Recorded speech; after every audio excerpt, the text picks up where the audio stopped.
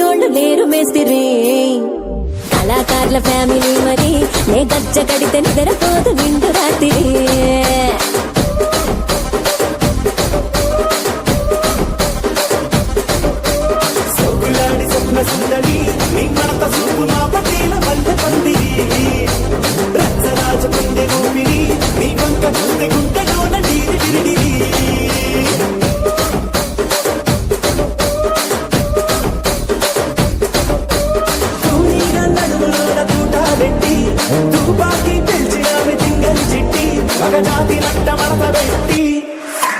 ఆ కుర్చీని